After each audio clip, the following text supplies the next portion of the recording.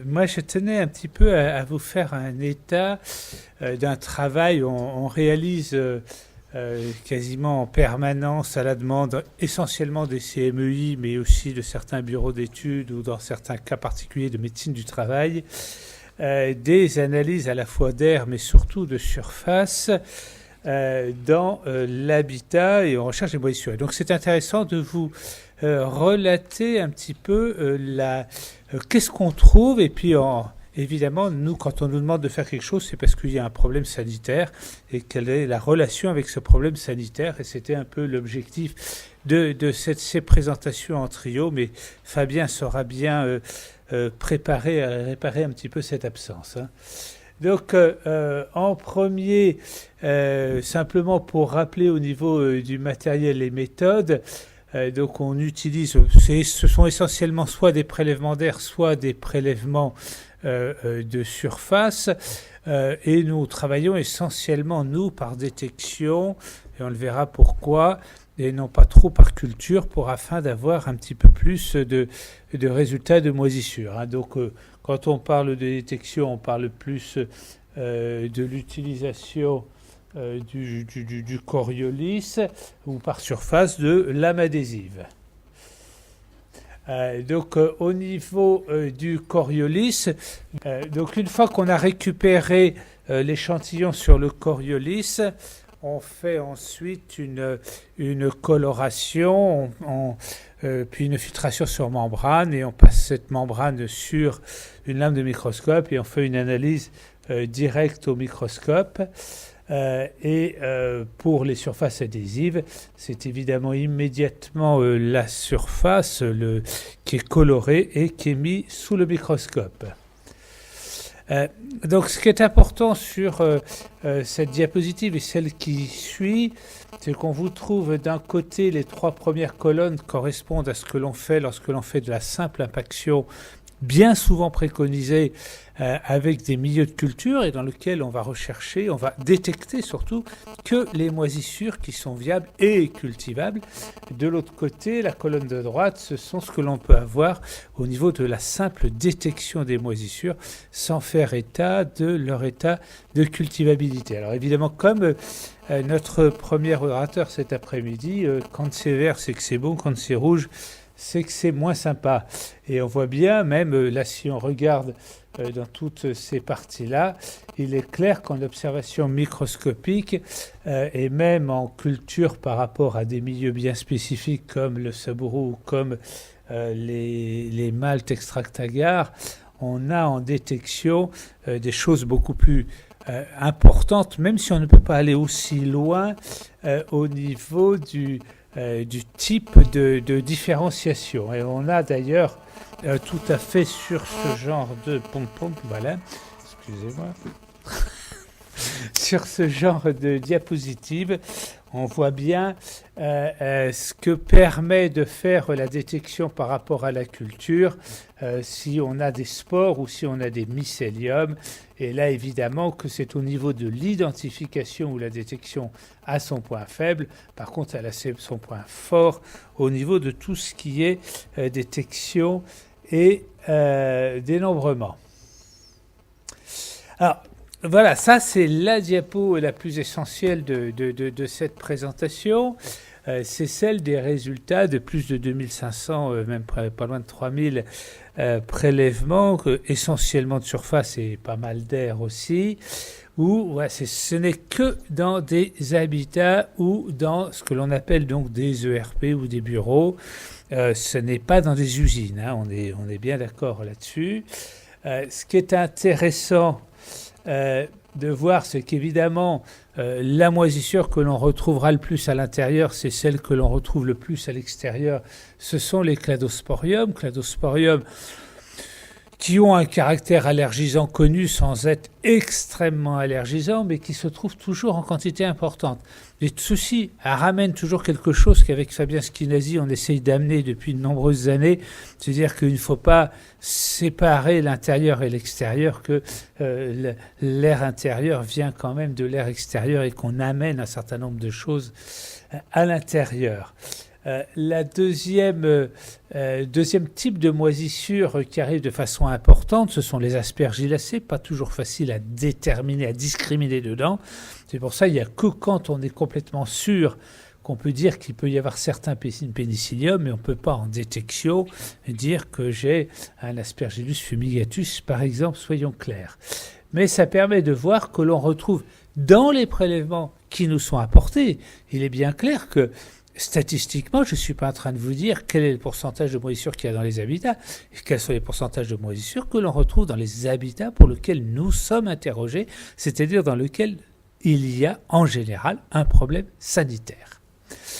Et puis vous avez quand même, arrive en 4e position, le Stachybotrys, qui était l'objet, si j'ai bon souvenir, de nos conférences de l'année dernière, qui est une moisissure extrêmement grave, importante, parce qu'elle émet une toxine reconnue comme étant extrêmement dommageable pour la santé. Et cette moisissure est en général issue, comme on l'avait démontré l'année dernière, et à partir en général d'un problème d'humidité qui a duré un certain temps et qui n'est pas résolu. Et malheureusement, on le voit bien quand on parle justement de réhabilitation de logements ou de bureaux, etc.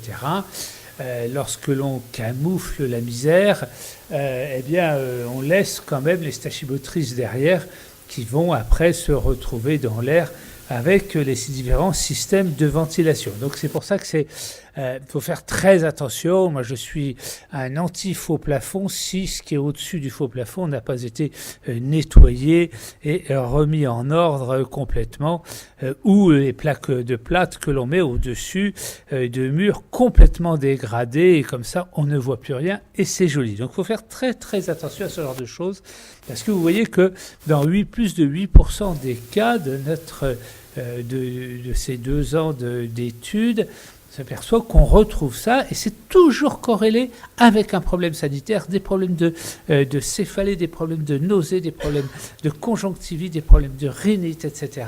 Et c'est toujours une très grosse problématique qui n'est pas prise en compte. Voilà. Évidemment, sur ces lames, on ne trouvait pas que des moisissures, donc on a eu un certain nombre de lames, sur 20% des lames, il n'y avait que des particules inertes ou du salpêtre quand même. Ce qui veut dire qu'on fait aussi attention. Il y a des fois des gens qui disent « Oh, ça a aidé, c'est plein de moisissures ». Et non, ça va venir. Si vous ne faites rien, ça viendra. Il y avait même un certain nombre de lames où on trouve des acariens, comme quoi finalement, même sur les murs, contrairement à ce qui s'est dit un certain temps, etc., on peut retrouver, nous, sur des prélèvements, un certain nombre d'acariens qui sont, quand ils sont fixés, scotchés sur une lame, ils sont plus très, très vivants, mais si on les récupère d'autres façons, ils sont en pleine forme, soyez rassurés. Voilà, cette diapo un peu, qui est celle que pourra recommander notre ami Fabien sur ces moisissures, donc qui ont un caractère. Elles peuvent avoir, alors moi je suis, même avec mes lunettes je vois rien, elles peuvent avoir soit des effets infectieux, soit des effets allergisants, provoquer des alvéolites pour certaines, ou des effets toxiques. Et on voit quand même que toutes ces moisissures, qui sont celles que l'on malheureusement on va retrouver très régulièrement dans nos prélèvements, sont en rouge là-dessus, et donc sont responsables au moins souvent de problèmes allergisants, et pour un certain nombre, dont par exemple nos Stachybotrys, des effets toxiques extrêmement importants. Donc simplement une ou deux diapos de choses qui sont importantes, simplement, et ça on retrouve dans la littérature sur les problématiques comme de certains aspergillus, comme l'Aspergillus fumigatus. Donc on va retrouver des informations sur leur substrat, sur la pathogénicité, voire l'allergénicité qu'ils peuvent avoir, que ce soit par exemple sur certains pénicilliums. Voilà. Et ce Stachybotrys, notre copain Cartarum, qui lui est extrêmement toxique et provoque un certain nombre d'actions sanitaires. Voilà, c'est tout. Comme on m'avait dit qu'il fallait faire vite parce qu'on était 3, j'avais fait vite, et puis je vais pouvoir laisser, et je pense qu'on posera des questions peut-être après. Donc je passe la parole à Fabien Skenazy. Voilà, donc effectivement, lorsqu'on avait évoqué ce sujet des moisissures, on souhaitait vous parler des moisissures elles-mêmes et de leur effet pathologique, et puis de vous parler, comme vient de le faire Michel, des moisissures que l'on rencontre dans l'habitat. Et moi, je devais et je dois vous parler comment on se débarrasse de ces moisissures. En fait, ça fait plus de 20 ans que je m'intéresse à ces questions. Et dans un premier temps, nous avons travaillé au laboratoire sur l'identification des moisissures telles qu'elles viennent d'être vous présentées. Et souvent, la question qui revenait, c'est comment on empêche que les personnes qui vivent dans ces habitats moisis ne soient plus exposées à ces spores de moisissures et comment les protéger. Et souvent, ce sont des maladies graves, respiratoires, et donc les personnes parfois sont hospitalisées et reviennent donc dans leur maison et retrouvent ces moisissures. Et donc on a essayé donc de trouver des solutions. On a été voir ce qui se passait dans d'autres pays, et notamment donc aux États-Unis et à New York. Et donc moi je vais vous parler donc des procédures qui sont utilisées aux États-Unis. Il y en a d'autres aussi au Canada, et procédures qu'on a mis en place donc à Paris.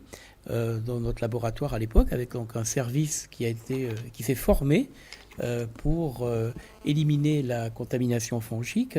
Et j'avais même également travaillé avec des entreprises de propreté pour les former, pour éliminer les moisissures, et même elles avaient une qualification en tant qu'entreprise de propreté pour travailler sur les moisissures. Donc, fait cette formation et obtenu cette qualification par un organisme qui s'appelle Calipropre, qui est un peu l'équivalent de Calibat, et qui donne donc des qualifications aux entreprises de propreté. Vous allez voir que de ce que je vais dire dans un instant n'est pas toujours identique à ce que nous disons les uns les autres, et donc ça sera peut-être intéressant de pouvoir en débattre. Alors, est-ce que ça marche? Voilà. Alors, les moisissures, on vous en a parlé à l'instant. Moi, je vous montre où est-ce qu'on les trouve, c'est ce que devait faire d'ailleurs Nicole, derrière un papier peint, sous une peinture, suite à un dégât des eaux. Voilà, ça c'est ce qu'on constate.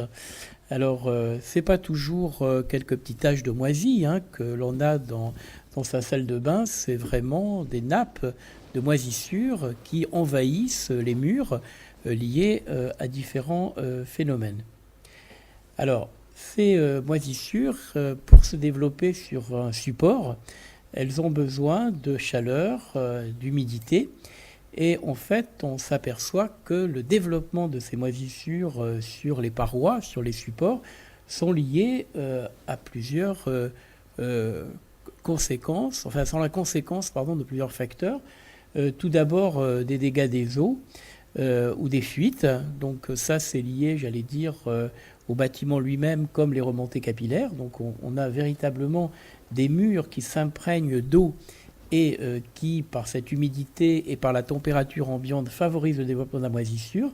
Mais il y a aussi d'autres phénomènes qui sont, par exemple, l'humidité générée par les occupants eux-mêmes, comme les douches, et surtout quand les occupants ferment le renouvellement d'air, empêche à l'air de circuler, ce qui permet donc de confiner, et ce confinement favorise la chaleur et l'humidité qui favorisent le développement donc de ces moisissures. Ça, c'est une étude de l'Observatoire de la qualité de l'air intérieur. Dans la campagne logement, ils avaient regardé sur 500 logements les problèmes d'humidité. Ce sont des chiffres donc, qui datent un peu, mais en fait, dans mon expérience, on trouve très souvent des logements humides avec parfois donc, des développements de moisissures. Et vous noterez qu'on avait montré que... Et cette étude a été reproduite également en Île-de-France avec l'Observatoire régional de la santé. Et on retrouve à peu près les mêmes situations avec presque un logement sur deux qui ont des problèmes d'humidité visibles. Et puis les problèmes de surface moisie, vous voyez le pourcentage de logements qui présentaient donc ces taches de moisissure ou carrément avec des moisissures sur une surface de plus de 1 mètre carré. Alors, voilà. Et dernière chose que je voulais vous dire en introduction, puisqu'on vient de l'évoquer également, c'est les aspects cliniques. En fin de compte, il y a une très grande diversité de maladies liées aux spores de moisissure qui se détachent des supports. et qui vont être donc inhalés. Et vous avez à la fois des pathologies infectieuses, surtout avec l'Aspergillus fumigatus, des pathologies toxiques avec les mycotoxines, et notamment la toxine du Stachybotrys surtarum dont on a parlé, des phénomènes irritatifs parce que les moisissures sécrètent également des composés organiques volatiles qu'on appelle microbiens, voire éliminent des glucanes qui sont comme des endotoxines bactériennes. Et enfin, il y a des aspects immunoallergiques dont on vous a parlé également, en particulier tout ce qui est rhinite, conjonctivite, bronchite ou asthme. Et souvent un asthme très sévère lié au spore de moisissure. Donc en fait, ce n'est pas un problème bénin, c'est une situation grave lorsque des moisissures se développent dans un logement et que les surfaces moisies deviennent importantes. Il y a évidemment un risque sanitaire. Et le point important, évidemment, savoir que quand il y a des moisissures qui sont développées, quand elles sont visibles, c'est que déjà, il y a eu des problèmes d'humidité dans le logement qu'on n'a pas vu, qu'on n'a pas traité, et qui va favoriser donc le développement de ces fameuses moisissures. Voilà, alors les objectifs des travaux de la décontamination, car en fait, le premier temps, c'est d'enlever ces moisissures. En effet, ces moisissures libèrent des spores sous l'effet du courant d'air ou de manière naturelle, et ce sont ces spores de petites vésicules qui vont pénétrer, être inhalées et qui vont provoquer les phénomènes pathologiques dont j'ai parlé. Et donc l'objectif quand on va éliminer ou nettoyer les matériaux contaminés, c'est qu'on doit avoir un double objectif, c'est de protéger les occupants. Il est clair qu'il faut éviter de disperser les spores de moisissure pour éviter de recontaminer, surtout si des personnes sont déjà malades liées à ces problèmes de moisissure. Et puis la protection des travailleurs eux-mêmes, puisque les quantités de spores peuvent être très importantes et il faut protéger également les travailleurs vis-à-vis de leur exposition professionnelle. Dans ces travaux, on peut regarder en même temps la présence d'amiante de plomb, enfin on peut faire un diagnostic un peu plus complet. Mais aussi, et ce qui paraît très important, c'est que même si on a enlevé les moisissures, on a décontaminé, on a nettoyé, on a éliminé les matériaux contaminés, si le problème d'humidité n'est pas corrigé, donc identifier d'abord et corriger ensuite l'origine du problème, donc de l'accumulation d'eau, eh bien les choses vont revenir. Et donc il est très important en parallèle de cette décontamination fongique de retenir les causes, d'identifier les causes et de pouvoir les corriger. Et en tout cas, il est très important, par exemple, s'il y a eu un dégât des eaux ou des fuites, très important que les matériaux qui ont été donc humidifiés et donc moisis soient bien séchés pour éviter tout redémarrage du problème de moisissure. Un autre point également, dont c'était tout à l'heure la discussion, c'est en particulier lorsqu'on a des logements humides avec une humidité relative importante, il est important de faire baisser cette humidité par différents moyens. L'aération en est un, mais il y a d'autres possibilités aussi de réduire l'humidité pour qu'elle soit au moins inférieure à 65% en termes de facteurs favorisant le développement des moisissures. Alors, maintenant, qui fait quoi dans cette décontamination fongique ? En fait, elle va dépendre de la surface contaminée.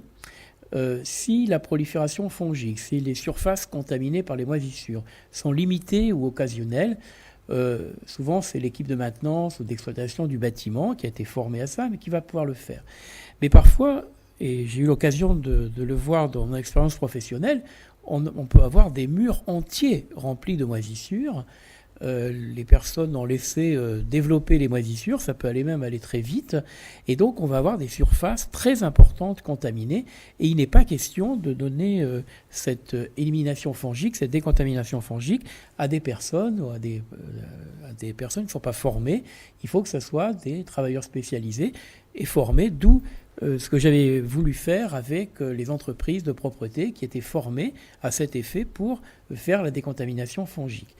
Nous avions même prévu un programme de formation de ces personnels spécialisés vous l'avez ici, sur les causes d'humidité, sur les problèmes de santé liés aux moisissures, sur l'utilisation des équipements de protection individuels pour le personnel qui va intervenir, et ensuite donc toutes les pratiques, les procédures à mettre en place que je vais vous évoquer dans un instant, les méthodes qui sont proposées pour faire cette décontamination fongique. Alors, tout d'abord, un point important également, c'est de connaître la nature des matériaux qui sont contaminés par les moisissures. On les a différenciés ici, ils sont notés, quand ce soit des matériaux non poreux, des matériaux semi-poreux ou poreux, comme le bois, le béton.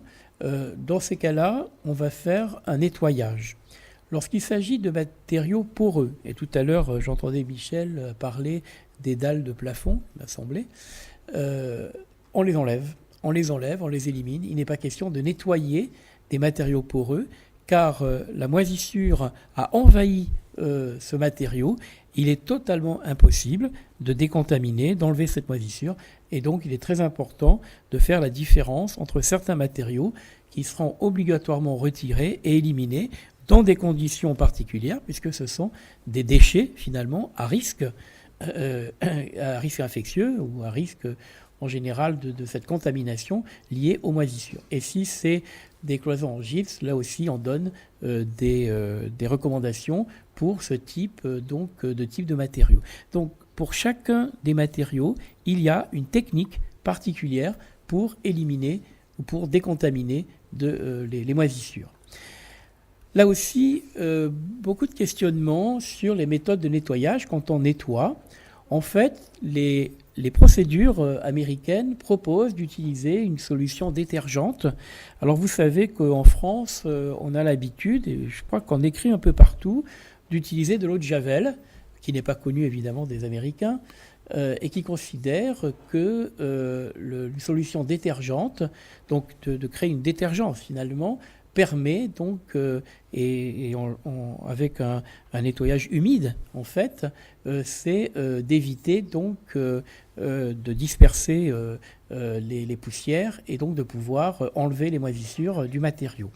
On va également utiliser un aspirateur avec un filtre donc à être efficacité pour les particules pour pouvoir enlever toutes les spores qui n'auraient pas pu être enlevés par le nettoyage, et donc on va pouvoir également en complément d'une aspiration qui permet d'enlever les spores qui ont sédimenté sur les matériaux. Et vous voyez la notion de désinfection, on dit qu'elle est rarement nécessaire, sauf en cas d'eau usée, c'est-à-dire qu'il y a eu un dégât des eaux, par exemple avec des eaux usées. On sait que les eaux usées sont contaminées. Dans ces cas-là, on va compléter les nettoyages par une désinfection. Mais il n'y a pas d'obligation, semble-t-il, en tout cas dans ces lignes directrices, de faire systématiquement de la désinfection, que ce soit de la désinfection par voie aérienne ou de la désinfection de contact, et donc l'utilisation de biocides sous forme gazeuse, de vapeur d'aérosol dont l'efficacité n'est pas prouvée et dont il peut y avoir également des risques pour la santé des occupants, donc ce n'est pas préconisé. Quand on fait ces méthodes, il est important d'avoir des indicateurs d'assurance qualité pour s'assurer que le travail a été correctement fait, et donc on va évaluer la qualité et l'efficacité. Donc vous avez ici un certain nombre d'indicateurs qui permettent de s'assurer de la qualité de la décontamination fongique qui a été faite, donc avec l'identification et le traitement du problème d'humidité, le confinement de la zone de travail, on y reviendra, le retrait des moisissures, nettoyage. On peut même faire des analyses sur ces matériaux pour s'assurer que les moisissures ont bien disparu des surfaces et qu'il n'y a plus de poussière, de débris sur les matériaux. Donc il y a un certain nombre d'indicateurs qui nous permettent de nous assurer que de l'efficacité et de la qualité du nettoyage de ces moisissures. Enfin, il y a la restauration des espaces traités, c'est la fin de la décontamination fongique après la décontamination, et donc remplacer les matériaux retirés par des éléments finis, intacts, etc.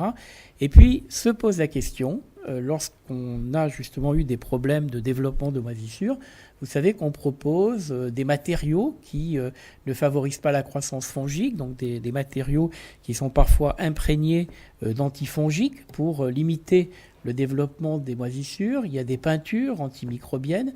En fait, pour les Américains dans ces lignes directrices, j'ai mis un point d'interrogation parce qu'ils considèrent qu'on n'a pas encore assez de recul pour utiliser les types de peintures qu'on peut vous proposer ou des matériaux qui limitent le développement fongique. Ceci reste encore à évaluer. On n'est pas du tout sûr que ça puisse apporter un plus par rapport aux autres moyens de lutter contre l'humidité dans le logement. Voilà, donc maintenant j'arrive, et pour terminer, aux procédures de décontamination dans le détail, avec 3 niveaux différents selon la surface contaminée. Donc vous voyez, on distingue, et ceci d'ailleurs a été repris dans un guide qui a été déjà depuis plusieurs années fait par le Conseil sup d'hygiène publique de France sur la contamination fongique en milieu intérieur et qui différenciait 3 types de surfaces de mémoire. Donc inférieur à 1 mètre carré, de 1 à 10 mètres carrés, et des grandes surfaces supérieures à 10 mètres carrés.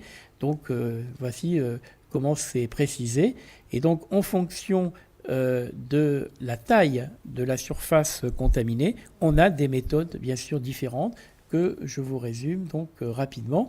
Donc si ce sont des petites surfaces, ça va être par une équipe d'entretien, avec simplement avec des gants, une protection des yeux avec des lunettes, protection respiratoire avec un masque, une zone de travail inoccupée, et puis couvrir d'une bâche en plastique, donc pour justement, lorsqu'on va nettoyer, récupérer tout ce qui tombe dans la bâche. On utilise aussi un aspirateur HEPA.